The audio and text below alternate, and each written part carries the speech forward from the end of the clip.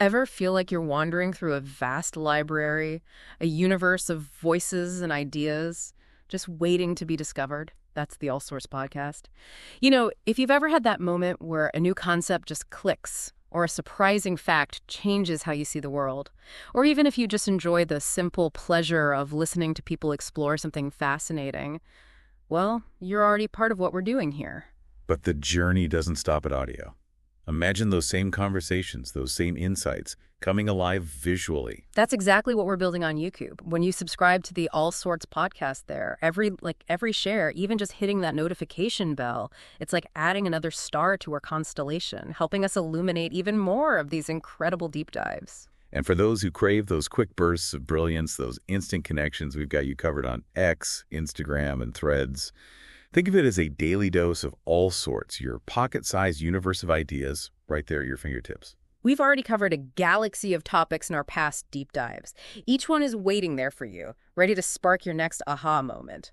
So come explore the ever-expanding world of the All Sorts podcast. Every topic has a story, and every listener is an explorer. And today we're diving deep into a book that's practically a cornerstone of entrepreneurial thinking. The E-Myth Revisited by Michael E. Gerber. It's a book that really challenges our assumptions about why people start businesses. Right. Gerber suggests that it's not always the visionary entrepreneur leading the charge, the classic image of the bold risk taker. Instead, he argues that many businesses are started by technicians, people who are incredibly skilled at what they do, but who might not necessarily be equipped to run a business. Exactly. And he calls this the entrepreneurial seizure. This sudden urge to take their passion and turn it into a business, even if they don't have the know-how to actually run one. And for you, the learner, who's all about gaining knowledge quickly and efficiently, this deep dive is going to break down the core ideas of the E-Myth Revisited. It's going to give you a whole new lens to view not just businesses, but really any endeavor you take on. So let's unpack this fundamental idea. The heart of the E-Myth Revisited is this myth of the entrepreneur. It's this widespread belief that all successful small businesses are started by, entrepreneurs. But Gerber argues that the reality is often much more nuanced. Right, and that's where he introduces us to the technician. Now, this is key because we all have a bit of the technician in us. It's that part of us that loves to do the work, to get our hands dirty. Think of someone like a chef who's amazing in the kitchen, or a mechanic who can fix any car, or a writer who can craft beautiful prose. They're masters of their craft, true experts. But the E-Myth comes in when they assume that being good at the doing part automatically means they'll be good at running a business that does that thing. And that's where the technician's trap comes in. Let's take the example of Sarah. She's this incredible baker. She makes the most delicious pies you've ever tasted. She dreams of opening her own pie shop, imagining this freedom, this joy of just creating these amazing treats all day. But then reality hits. Suddenly she's not just baking. She's also dealing with suppliers, managing inventory, trying to figure out marketing, hiring staff, and keeping up with the finances. Mm-hmm. It's all on her shoulders. It's so common, isn't it? It's this fatal assumption that Gerber talks about. The technician believes that, hey, I'm good at the technical work, so everything else will just sort itself out. They think, if I bake the best pies, people will magically appear and the money will just roll in. And the unfortunate consequence is that the business, the thing that was supposed to be this liberating force, ends up becoming their prison. Yeah, that passion, that initial drive, it gets suffocated under this mountain of responsibilities that they might not even be good at or enjoy.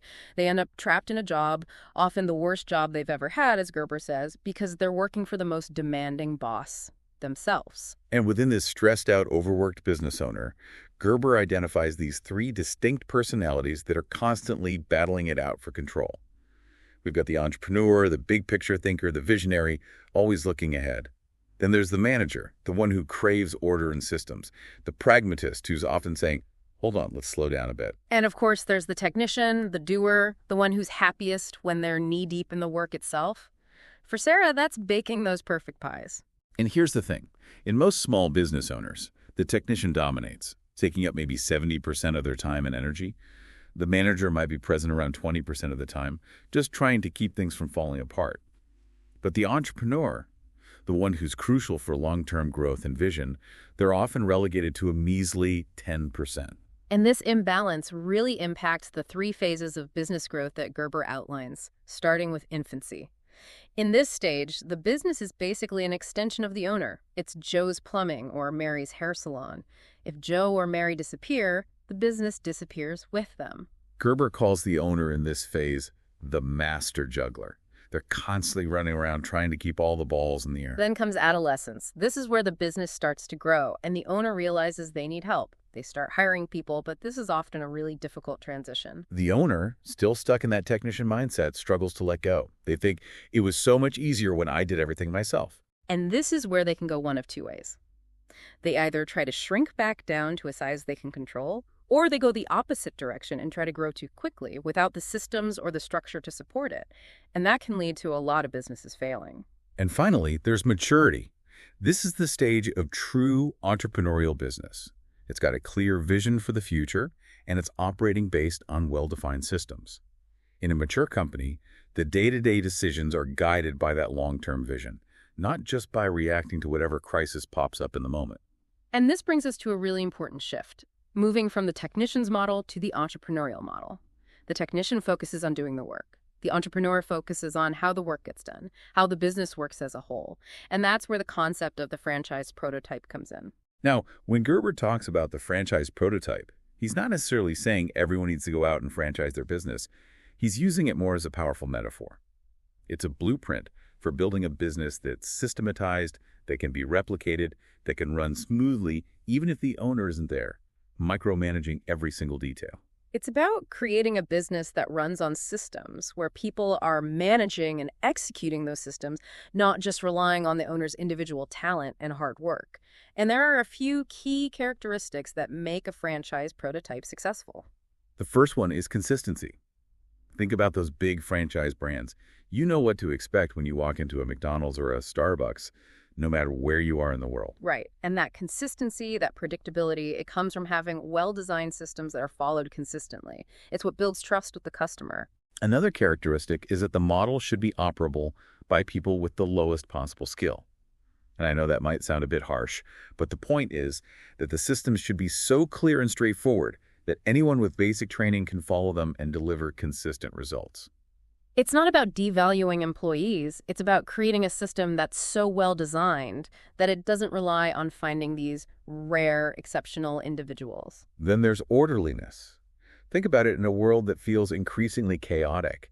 People crave order and predictability. A business that looks and feels orderly just inspires confidence. It tells the customer that they know what they're doing. And it also helps employees feel more confident and secure in their roles. It reduces stress and confusion. Absolutely. And to maintain that order, everything needs to be documented. Every process, every procedure, every tiny detail, it all needs to be written down in clear, easy-to-follow operations manuals. That's how you ensure consistency across the board. It takes the guesswork out of it. You're not relying on someone's memory or interpretation. Everyone's working from the same playbook. And finally, there's branding. The model needs to have a consistent, recognizable brand. Think about the colors, the logo, the messaging, the overall feel of the business. Gerber even talks about Louis Cheskin, who studied the impact of symbolism in branding. He found that even seemingly small details, like the shape of a logo or the color palette, can have a huge impact on how people perceive and emotionally connect with the brand. So for Sarah, our baker, this franchise prototype concept, it's a total shift in perspective. She's been so focused on her pies, on her own skills, that she hasn't really thought about building a system. It's about moving from thinking of her business as a job to thinking of it as an idea, a system that can be replicated and scaled. And once that shift happens, Gerber introduces these 3 key activities that are essential for working on your business, not just in it. Those are innovation, quantification, and orchestration. Let's start with innovation. Gerber, building on Theodore Levitt's work, makes a distinction between creativity and innovation. Creativity is about coming up with new ideas.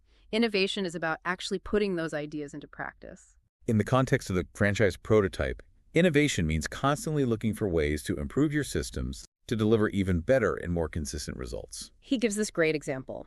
Imagine you're running a clothing store, and some salespeople are wearing blue suits while others are wearing brown suits. You start tracking sales data, and you find that consistently the people wearing blue suits are selling more.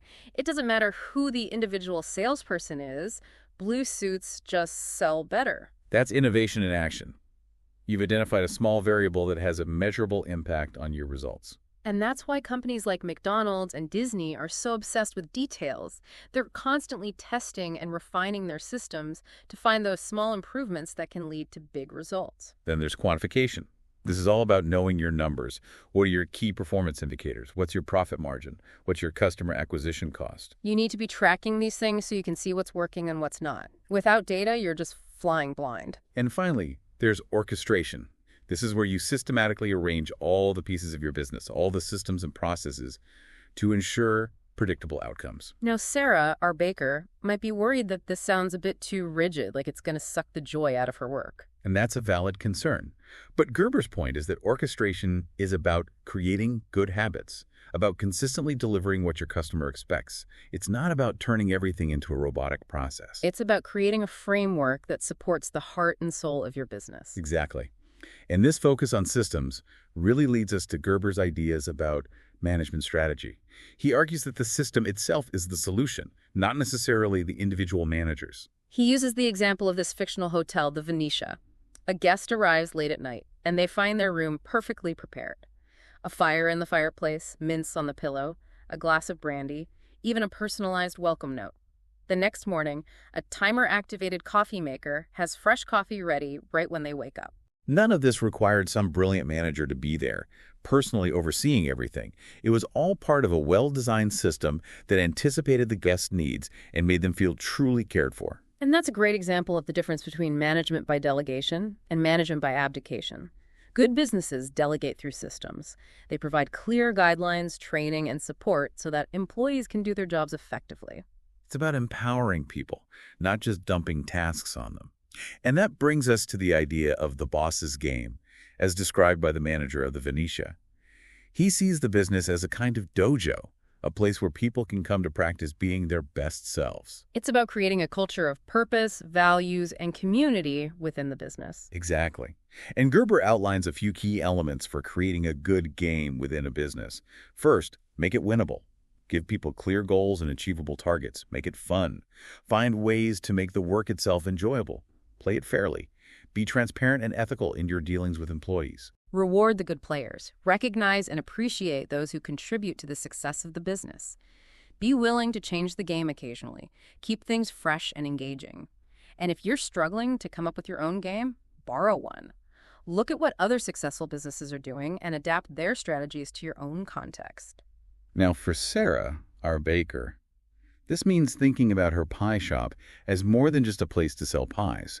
It's a place where she can create this positive, supportive environment where people feel valued and appreciated. It's about making sure that her employees and her customers feel that stuffing of the spirit that she experienced as a child doesn't happen in her business. And to create that kind of environment, she needs to focus on 4 key areas: how we do it here, the purpose and values of the business; how we recruit, hire, and train people to do it here; how we manage it here; and how we change it here as the business evolves. For Sarah, that core "it" is caring. That's what drives her, and it needs to be reflected in every aspect of her business. Now, let's shift gears a bit and talk about marketing strategy. Gerber emphasizes the importance of understanding the customer, especially their unconscious desires, which he argues are the real drivers of their buying decisions. He says that demographics are important, knowing things like your customer's age, location, income. But psychographics are even more important. Understanding their values, their beliefs, their lifestyle, what makes them tick emotionally. The franchise prototype needs to be designed to resonate with those unconscious desires, not just meet the obvious needs that people can articulate. And this understanding should come from research and analysis, not just gut feeling. Sarah already has some intuitive understanding of this. She knows that her customers appreciate the quality of her pies, and many of them have an emotional connection to those old family recipes. That sense of nostalgia, that feeling of comfort, that's a powerful psychographic element. And Gerber makes this really important point that the entire customer journey, from the moment they first hear about your business to the moment they receive their product or service, is all part of the marketing process. The goal isn't just to make a sale, it's to create an experience that will make them want to come back for more. It's about building relationships and fostering loyalty. And finally, Gerber talks about the integration of systems and what he calls the ultimate truth. He identifies 3 types of systems that exist within a business.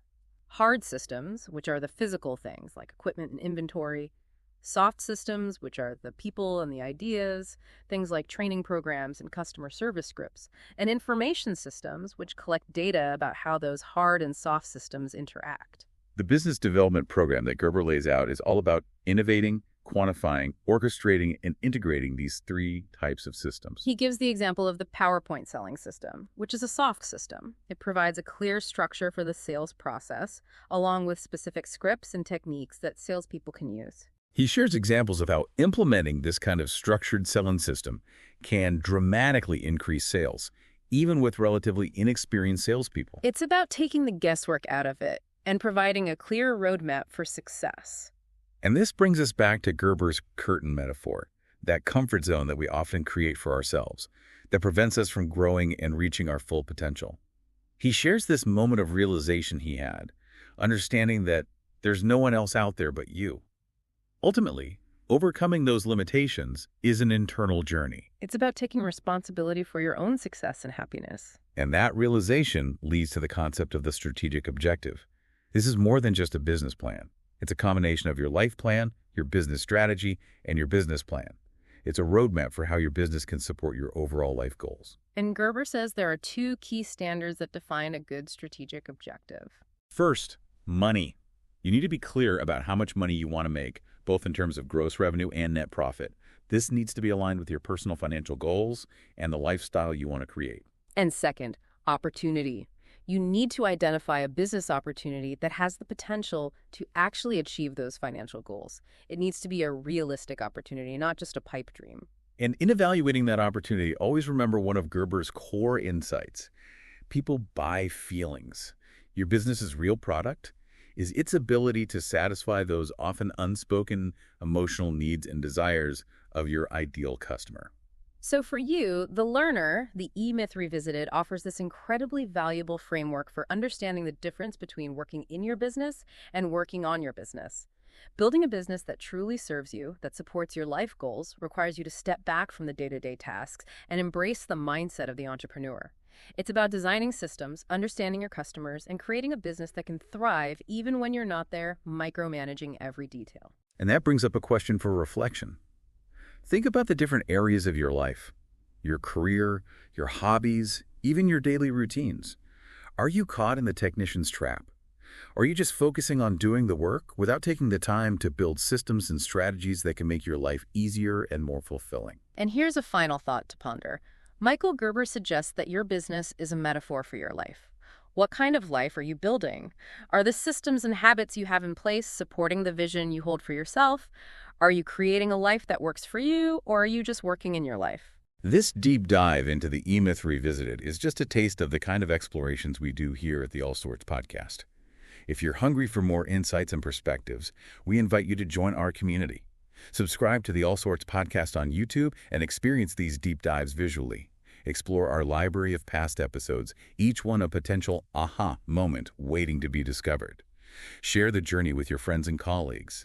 And for those daily sparks of inspiration and engaging discussions, connect with us on X, Instagram, and Threads. Your engagement fuels our exploration, so come join the conversation. The All Sorts podcast, where curiosity knows no bounds. And remember, we have a whole universe of past deep dives waiting for you, so go explore.